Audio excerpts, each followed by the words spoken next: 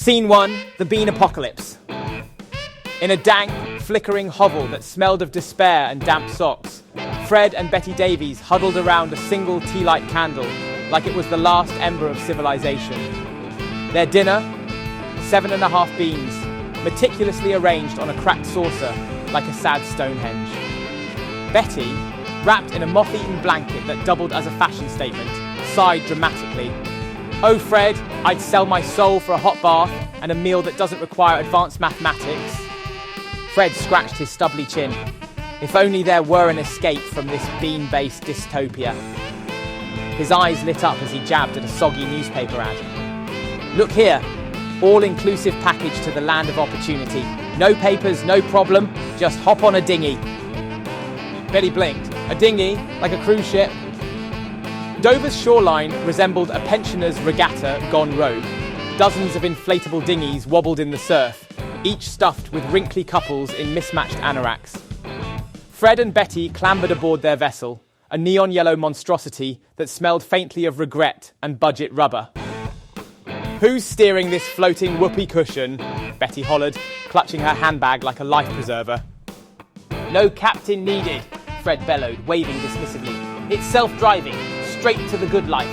Plus, the RNLI's our personal Uber, 5-star safety rating." Betty squinted at the horizon. "Goodbye, bean counting. Hello, unlimited tea and biscuits." Less than 12 hours later, Fred and Betty lounged in a swanky hotel suite, decked out in complimentary robes emblazoned with Dinghy VIP. The room boasted a flat-screen TV blaring Parliament Question Time, the ultimate comedy roast. "Told you, Betty," Fred grinned, adjusting his robe like a budget king. "Ditch the freezing flat, hop a dinghy, and boom. Electricity bills are someone else's problem." Betty cackled. "We can binge-watch MPs shouting over each other all day. Who needs Netflix when you've got this circus?" A porter delivered 2 gleaming smartphones, still warm from the taxpayer's pocket.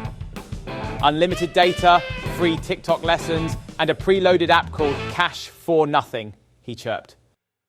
Betty gawked. "Smartphones? Us? We couldn't even afford carrier pigeons?" Fred swiped gleefully. "Look, love, an allowance direct to our account.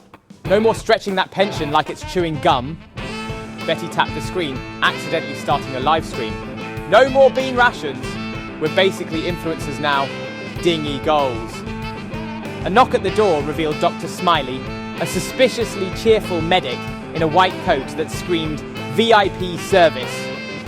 "Good morning, Dinghy VIPs. No queues, no waiting, just top-tier healthcare delivered to your door." Betty clutched her chest. "No 2-year wait for a dodgy knee." Dr. Smiley chuckled. "Oh, that's for the commoners, I mean, taxpayers. You're above that now." He winked at Fred. "Backache from the dinghy? I'll get the massage team. And those blue pills you whispered about? Sorted, sir." By afternoon, Fred and Betty bobbed in a heated infinity pool, sipping neon cocktails served by a waiter who called them Lord and Lady Dinghy. Betty sighed. "This is retirement, Fred. Floating like royalty, while the locals freeze their bits off." Fred adjusted his borrowed sunglasses. Who knew a rubber raft was the golden ticket? The hotel gym gleamed with equipment Fred and Betty had only seen in infomercials. Betty wobbled on a treadmill, shrieking, "We're exercising on purpose now." Fred, red-faced and clutching a dumbbell, groaned, "Back home, shivering was our cardio." A buff trainer sauntered over. "Private session, free of course." Betty squinted. "Free? This place is basically a socialist fever dream, for us anyway." That night, a candlelit buffet sprawled before them.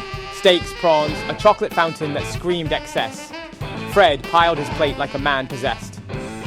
"No more beans, Betty. We've graduated to the big leagues." Betty soared into a steak the size of her head. "Candles for romance, not survival. This is the dream."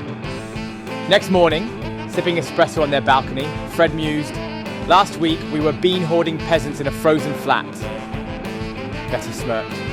"Now we're Dinghy Dynasty stars. Hard work, overrated, 1 boat ride, and we're set." They clinked mugs, cackling as shivering locals trudged past below, muttering about taxes and dinghy invaders. "Poor people," Fred whispered.